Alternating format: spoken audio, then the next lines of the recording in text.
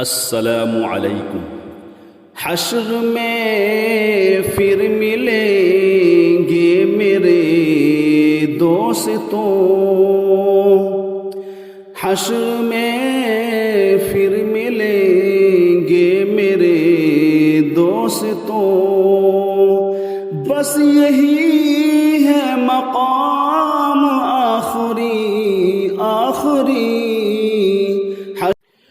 الحمد للہ وکفا وسلام علی عباده الذین اصطفى اما بعد فقد قال الله تبارك وتعالى في القرآن المجيد والفرقان الحميد اعوذ بالله من الشيطان الرجيم بسم الله الرحمن الرحيم سابقوا إلى مغفرة من ربكم وجنة عرضها كعرض السماوات والأرض أعدت للذين آمنوا بالله ورسله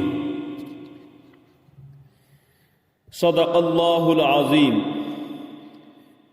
میرے محترم معزز سامعین کرام، اللہ تبارک و تعالی کا احسان عظیم ہے کہ اللہ تبارک و تعالی نے ہم سب کو اس پروقار مجلس میں جمع ہو کر بیٹھنے کی توفیق عطا فرمائی۔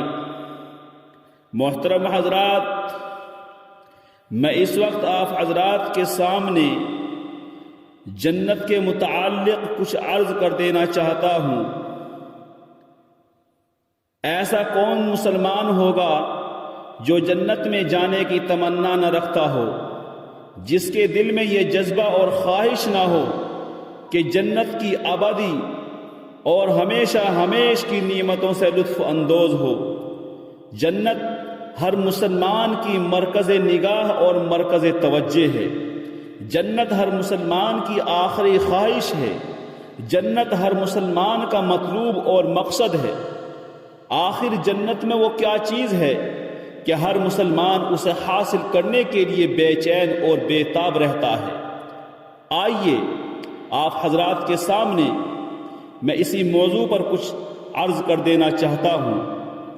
جنت جس کی ایک اینٹ سونے کی اور ایک اینٹ چاندی کی ہے، جس کا گارا تیز خوشبودار مشک کا ہے، جس کی کنکریاں موتی اور یاقوت ہیں، جس کی مٹی زعفران ہے، اسی جنت کی وسعت اور چوڑائی کو سورہ حدید میں اس طریقے سے بیان کیا گیا ہے: سابقوا الى مغفرة من ربكم وجنة عرضها كعرض السماوات والارض اعدت للذين آمنوا بالله ورسوله۔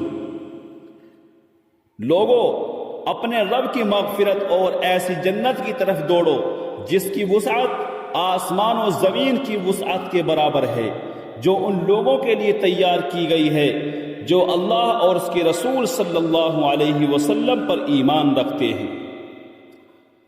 اللہ کے نبی صلی اللہ علیہ وسلم ارشاد فرماتے ہیں کہ اللہ تبارک و تعالی نے اپنے نیک بندوں کے لیے ایسی جنت اور جنت میں ایسی ایسی نعمتیں تیار کر رکھی ہیں کہ نہ کسی آنکھ نے دیکھا ہے، نہ کسی کان نے سنا ہے، نہ کسی کے دل میں ان کا خیال گزرا ہے۔ ایک دوسری حدیث شریف کے اندر حضور پاک صلی اللہ علیہ وسلم نے ارشاد فرمایا کہ جنت میں ایک کوڑا رکھنے کی جگہ بھی دنیا اور دنیا میں جتنی بھی قیمتی چیزیں ہیں سب سے بہتر ہے۔ اگر کوئی جنتی حور زمین کی طرف جھانک دے تو زمین اور آسمان کے درمیان کا حصہ روشن ہو جائے۔ اس حور کے سر کا دوپٹہ بھی دنیا اور دنیا میں جو کچھ ہے ان سب سے کہیں بہتر ہے۔ جنت میں ایک درخت ہے جس کا نام شجرہ طوبہ ہے۔ اس کا سایہ اتنا طویل اور عریض ہے، اتنا لمبا اور چوڑا اور کشادہ اس کا سایہ ہے کہ چلنے والا 100 سال تک چلتا رہے تب بھی یہ سایہ ختم نہ ہو۔ جنت میں جانے والے ہمیشہ ناز و نعمت میں رہیں گے، خوشگوار زندگی میں رہیں گے، عیش و عشرت والی زندگی میں رہیں گے۔ نہ انہیں کبھی محتاجگی گھیرے گی، نہ ان کے کپڑے پرانے ہوں گے، اور نہ ہی ان کو کسی طریقے کی کوئی پریشانی ہوگی، نہ ان کی جوانی ختم ہوگی۔ چھوٹے سے چھوٹا جنتی کا بھی یہ حال ہوگا کہ اللہ تبارک و تعالی اس سے ارشاد فرمائے گا تمنا، یعنی اے بندے تمنا کر، آرزو کر، وہ تمنا کرے گا، اللہ تبارک و تعالی اس کی تمنا پوری کرے گا۔ اسی طرح اس سے بار بار تمنا کرنے کے لیے کہا جائے گا۔ جب اس کی تمناؤں کا سلسلہ ختم ہو جائے گا تو اللہ تبارک و تعالی فرمائے گا لک ما تمنیت ومثلہ معہ، تم کو میں نے وہ سب دیا جس کی تم نے تمنا کی اور اتنا ہی اور بھی دیا۔ عزیز ساتھیوں، جنت میں 100 درجے ہیں، ہر 2 درجوں کے درمیان 100 سال کا فاصلہ ہے، اور ہر درجے کی وسعت، ہر درجے کے اندر کشادگی کا عالم یہ ہے کہ ساری کائنات کے لوگ صرف ایک درجے میں ہی سما سکتے ہیں۔ پوری دنیا کے لوگ، پوری دنیا کی انسانیت ایک درجے کے اندر ہی آ سکتی ہے۔ ایک درجہ جنت کا اتنا بڑا ہے۔ حضرت ابو سعید خدری رضی اللہ تعالیٰ عنہ فرماتے ہیں کہ اللہ کے نبی صلی اللہ علیہ وسلم نے ارشاد فرمایا کہ جنت میں سب سے ادنا اور سب سے چھوٹا جنتی کا یہ حال ہوگا کہ اس کے پاس 80,000 خادم ہوں گے، یعنی 80,000 خدمت کرنے والے اس کے پاس میں ہوں گے، اور 72 حوریں ہوں گے۔ موتی زبرجد اور یاقوت کا ایک اتنا بڑا قبہ تیار کیا جائے گا جو ملک شام کے مقام جابیہ سے لے کر ملک یمن کے مقام صنعاء تک وسیع اور عریض ہوگا، لمبا اور چوڑا ہوگا۔ سب اہل جنت 30 سال کے ہوں گے،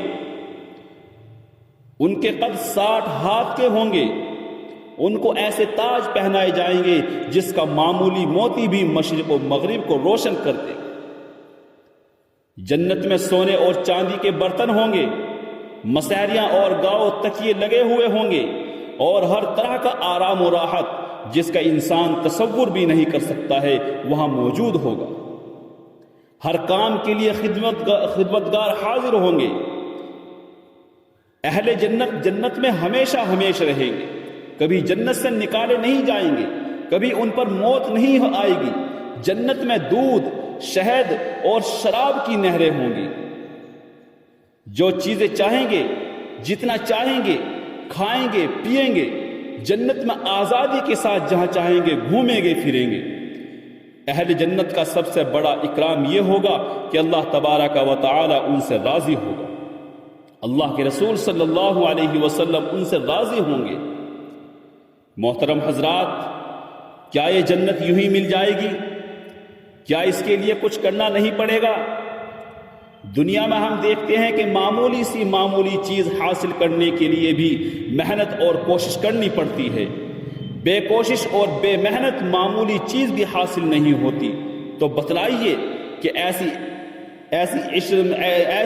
عیش و آرام والی جنت، ایسی خوشگوار زندگی گزارنے والی جنت، اتنے انعام و اکرام والی جنت کیا بلا محنت مل جائے گی؟ نہیں، ہرگز نہیں دوستو۔